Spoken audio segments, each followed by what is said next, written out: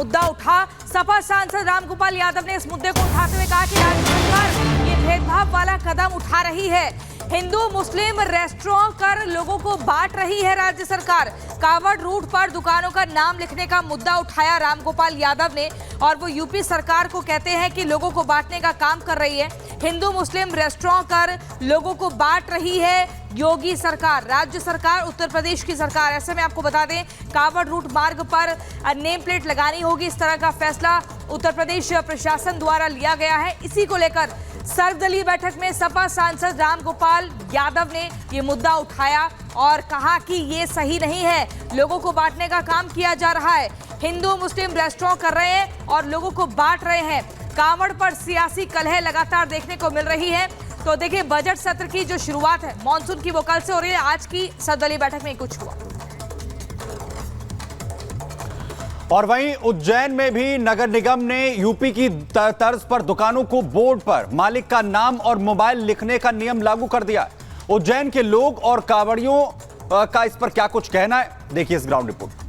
लेकिन हम सनातनी नगरी उज्जैन, महाकाल की नगरी उज्जैन की बात करें, यहाँ पर हजारों की संख्या में रोजाना श्रद्धालु आते हैं, देश भर से श्रद्धालु आते हैं। उनसे राय जानते हैं कि उनका क्या कहना है, क्योंकि यूपी में इस फैसले का काफी स्वागत किया गया है। भैया, आप महाकाल के दर्शन कर लिए? दर्शन हो गया। अच्छा, यूपी सरकार ने फैसला किया है, खासकर कावड़ यात्रा जो निकलती है, इस लिहाज से कि जितने भी उस यात्रा पे आने वाली दुकानें हैं, खान पान की जहाँ पर दुकानें, चाहे होटल हो चाहे पूजा सामग्री का सामान हो, वहाँ पर उन्हें नाम और अपना मोबाइल नंबर और सब लिखना होगा।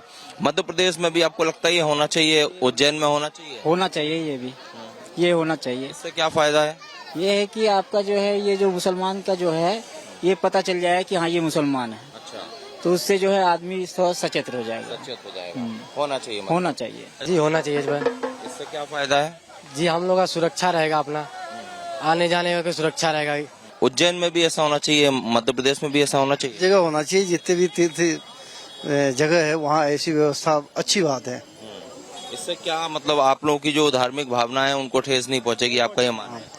उससे ये होता है अपने हिसाब से जिसको जो करना है, जहाँ खान पान है, जैसे जिसकी श्रद्धा है वो अपने हिसाब से करेंगे। अच्छा, आप बताइए सर। बिल्कुल सही है, ये योगी सरकार ने बहुत अच्छा किया है कि उनको बोर्ड लगाना चाहिए और वहाँ उसका नाम लिखा होना चाहिए कि हिंदू है या मुसलमान। तो हमें भी ऐसा होगा कि हमने हिंदू से लिया है, मुसलमान से नहीं। मुसलमान क्या है कि मीट मदिरा ये यूज, मतलब मीट वगैरह यूज करते हैं। है नहीं, तो मान लो अपने नाम से भी बेच सकते, कोई दिक्कत तो है नहीं। आदमी का अपना श्रद्धा है भाई, जिसको खाना होगा खाएगा, जिसको नहीं खाना होगा नहीं खाएगा। बिल्कुल सर, मैं ये कह रहा हूँ कि बिल्कुल सही है, नाम होना चाहिए उस पर स्पष्ट, बिल्कुल होना चाहिए। आप सर बताइए। बिल्कुल सर, नाम होना चाहिए, बिल्कुल सर। जिस तरह यूपी में किया गया है कि जहाँ से कावड़ यात्रा निकलती है वहाँ पर नाम और पहचान अपनी लिखें, कॉन्टेक्ट नंबर लिखें। ये उज्जैन भी धार्मिक नगरी है, यहाँ पर भी खान पान की दुकानें, होटल हैं, प्रसादी की दुकान है, यहाँ पर भी नाम और अपना कॉन्टेक्ट नंबर लिखना चाहिए मालिकों को। हाँ, बिल्कुल लिखना चाहिए। इससे क्या, आपको क्या लगता है क्या फायदा होगा? इससे ये फायदा होगा, कांटेक्ट नंबर और मालिक का जो भी कांटेक्ट नंबर है या जो भी उसका नाम और एड्रेस जो भी लिखता है, उससे बेनिफिट होगा। जो भी श्रद्धालु आते हैं वो डायरेक्ट उनके कांटेक्ट में रहेंगे और इससे श्रद्धालुओं के भाव भी बढ़ेंगे। तो नेम प्लेट को लेकर किसके क्या बयान है वो लगातार हम आपको सुनवा रहे हैं। फिलहाल खबरों में आगे बढ़ते हैं, बात कर लेते हैं जीतन राम मांझी की। केंद्रीय मंत्री जीतन राम मांझी का अब नीतीश को लेकर जो उन्होंने बयान दिया था, अब उसी पर यू टर्न लेते हुए जीतन राम मांझी नजर आ रहे हैं। उन्होंने कहा कि नीतीश के अपमान की मैं सोच भी नहीं सकता, मैंने नीतीश कुमार को धन्यवाद दिया था, नीतीश की वजह से प्रतिष्ठा मिली है। आपको बता दें, कल ही जीतन राम मांझी ने यह कहा था, पुरानी बातों को याद करते हुए, कि मुझ पर संदेह जताया गया था कि मेरी पार्टी और मैं आखिर बिना फंड के कैसे काम करेंगे। अब उसी पर वो यू टर्न लेते हुए भी नजर आ रहे हैं कि माननीय नीतीश कुमार ने कहा था कि मांझी जी, आप अपने पार्टी को मेरे पार्टी में मर्ज कर जाइए, मिला दीजिए। हम बुलाए, सब लोगों की राय लिया, कोई नहीं कहा कि नहीं ऐसा नहीं होना चाहिए। तब नीतीश कुमार जी ने कहा कि तब ठीक है, आप बाहर चल जाइए हमारे गठबंधन से। तब हम गठबंधन से बाहर आ गए, एनडीए के साथ हैं और धन्यवाद देते हैं हम नरेंद्र मोदी जी को और एनडीए के भाइयों को कि 6 बरस के लिए एमएलसी तो संतोष बना ही, एक विभाग का मालिक था और छोड़ा था, आज 3 विभाग का मालिक बन के बैठा हुआ है। इसलिए हम इसको भी बधाई देते हैं। हम गर्व के साथ कहते हैं, हमारे प्रधान सचिव के साथ साथ हमारे राष्ट्रीय नेता ने भी कहा कि आज हमारी पार्टी चल नहीं रही है, फर्दवाल दौड़ रही है, सबको देखता है। हम तो नीतीश कुमार जी को धन्यवाद दिया था, इसलिए कि कोई सर्टिफिकेट अगर किसी को ईमानदारी का देता है तो अपने रूप में भी देता है। तो नीतीश कुमार संसार के सामने कह दिया था, अरे जीतन मांझी पार्टी चला रहा है, कैसे चलाएगा वो, उसके पास पैसा नहीं है। तो हमारे लिए तो अच्छी बात वो कहे थे कि जीतन मांझी ईमानदार है, तो हम उनको थोड़े गलत रूप में हम उनको कहा था, वो बहुत ठीक हमसे कहा था। और वही बात से प्रेरणा लेकर के हम जन समाज में लोगों से मिले और आज हमारी पार्टी दौड़ रही है।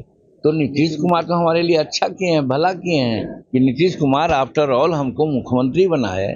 आज हमको जो सामाजिक प्रतिष्ठा है वो तो नीतीश कुमार के चलते हैं। तो हम कैसे, गरीब लोग गरीब होता है, बेईमान नहीं होता है।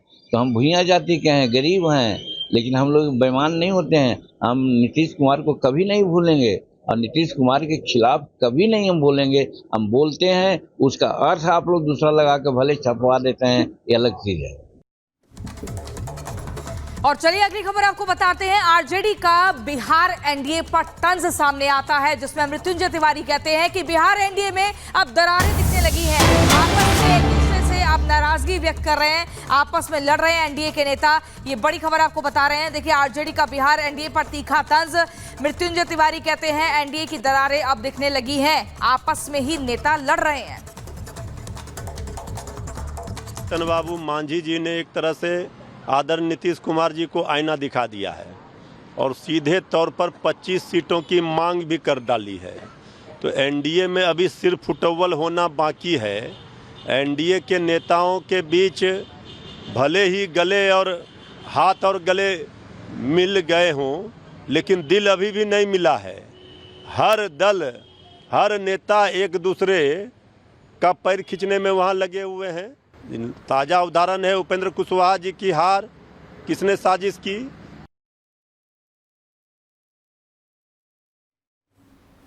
और वहीं इसी बीच बड़ी खबर आपको बताएं, सर्वदलीय बैठक चल रही है जिसमें कांग्रेस की तरफ से डिप्टी स्पीकर की मांग की गई है, स्पीकर पद की मांग की है। ये बड़ी जानकारी सूत्रों के हवाले से आपको बता रहे हैं, जहां सर्वदलीय बैठक इस वक्त चल रही है मॉनसून सत्र से पहले। और वही जानकारी है कि सर्वदलीय बैठक में कांग्रेस ने डिप्टी स्पीकर का, विपक्ष का डिप्टी स्पीकर हो, यह पद की मांग की है। और बैठक में जेडीयू ने विशेष राज्य का मुद्दा उठाया है। बिहार को विशेष राज्य का दर्जा देने की मांग जेडीयू ने की है। चर्चा होनी चाहिए, उसके लिए एक मीटिंग बुलाई गई और ये औपचारिकताएं हैं। हर सत्र के पहले ऐसी मीटिंग बुलाई जाती है, क्योंकि ये बजट सत्र है और नई सरकार तीसरी बार आने के बाद, और पहला ऐसे देखा जाए तो पार्लियामेंट का सेशन हो चुका है, लेकिन मुख्य कार्यों को लेकर ये पहला सेशन है और बजट आने वाला है। तो इसलिए अलग अलग पहलुओं पर किस तरह से चर्चा होनी चाहिए, सभी ने अपने अपने सुझाव दिए। और देखिए, सर्वदलीय बैठक में गणेश हमारे संवाददाता हमारे साथ जुड़ गए हैं। गणेश, अब ये माना जा रहा है कि पूर्ण बजट पेश किया जाएगा, उसमें हंगामा ना हो, लेकिन उससे पहले जो मांगे सामने आ गई हैं, इसको लेकर भी एक बड़ा सवाल खड़ा हो रहा है कि कैसे पहले इन मांगों को देखा जाएगा या बजट पर। क्योंकि बिहार के लिए जेडीयू मांग कर रहा है पूर्ण राज्य का दर्जा दिया जाए, विशेष दर्जा, और कांग्रेस कह रही है कि डिप्टी सीएम पद पर वो पुरानी मांग को अभी भी अड़ी हुई है। देखिए, इस बार जिस तरीके से जो बजट सत्र होगा सरकार के लिए चलाना एक तरीके से चुनौतीपूर्ण होगा, क्योंकि देखिए अभी जिस तरीके से सर्वदलीय जो बैठक चल रही थी, अलग अलग पार्टियों ने अपनी अपनी बात रखी। बिहार की ओर से अगर मैं बात करूं तो जेडीयू की ओर से बिहार को स्पेशल राज्य की दर्जा देने की फिर से मांग उठी। वाईएसआरसीपी ने भी स्पेशल राज्य दर्जा की मांग की। तो उधर जिस तरीके से अगर कांग्रेस की बात किया जाए तो कांग्रेस का कहना है कि नीट की जो परीक्षा की लीक हुई है उसके मामले को लेकर बात करें सरकार, केंद्रीय जांच एजेंसी किस तरीके से दुरुपयोग करने की बात हो रही है, उसको लेकर यहाँ पर कांग्रेस ने इस बैठक के अंदर सवाल उठाया। तो उधर समाजवादी समाजवादी पार्टी ने जिस तरीके से उत्तर प्रदेश में जो अभी नेम प्लेट को लेकर जो पूरी तरीके से सियासी घमासान मचा हुआ है उसको लेकर यहाँ पर कहा कि हिंदू मुस्लिम में रेस्टोरेंट को लेकर सरकार पूरी तरीके से बांटना चाह रही है। तब देखो सबसे बड़ी चुनौती होगी सरकार को जो 12 अगस्त तक जो इस बार बजट सत्र चलेगा किस तरीके से चलाया जाएगा, क्योंकि आज जिस तरीके जो सर्वदलीय बैठक हुई है इसी बैठक के अंदर से देखने को मिल गया कि किस तरीके से विपक्ष सरकार को इस बार किन किन मुद्दों पर घेरते हुए नजर आएगी। तो तस्वीर कल जब देखने को मिलेगी, जब कल सत्र की शुरुआत होगी तो साफ तौर से सत्र पूरी तरीके से हंगामेदार होगा। और सत्र में सरकार की कोशिश ये थी कि आज सर्वदलीय बैठक है कि किसी भी तरीके से जो बजट सत्र है उसे सुचारू रूप से किया जा सके, आसानी से बजट पास कर लिया जा सके।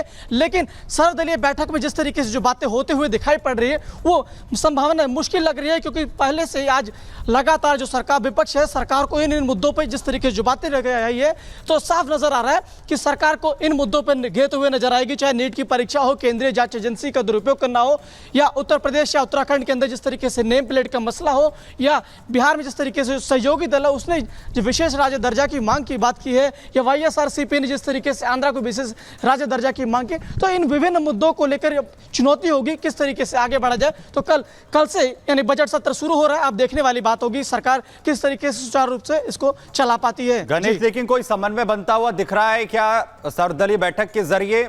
क्योंकि सदन सुचारू रूप से चले इसकी प्राथमिकता कोशिश जो है वो जहां लोकसभा स्पीकर की भी होगी, और सबसे बड़ी बात है कई अहम मसले होंगे, बजट होगा जिनको पास कराने की कोशिश सरकार की यहां पर होगी। लेकिन इन मुद्दों पर क्या कोई समन्वय बनता हुआ दिखता है?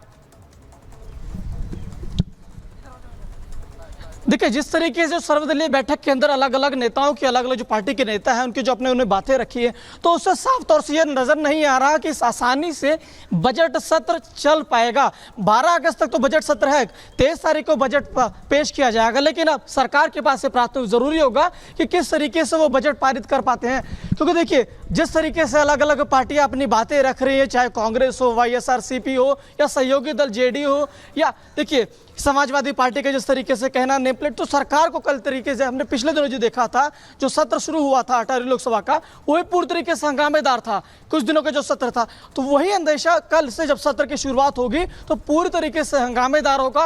विपक्ष सरकार को विभिन्न मुद्दे पर घेरते हुए नजर आएगी, चाहे पेपर लीक का मामला हो, या बढ़ती महंगाई का मामला हो, या उत्तर प्रदेश या उत्तराखंड के अंदर जो नेम प्लेट का मामला नजर आ रहा है। इन तमाम मुद्दों के अंदर सरकार घेरेगी। सरकार की प्राथमिकता होगी वो किस तरीके से बजट सुचारू रूप से पास करे, और सरकार को पूरी तरीके से जिम्मेदारी होगी किस तरीके से वो 12 अगस्त तक सत्र को सुचारू रूप से चला सके। ये देखने वाली बात होगी। कल जिस तरीके से देखने वाली बात होगी।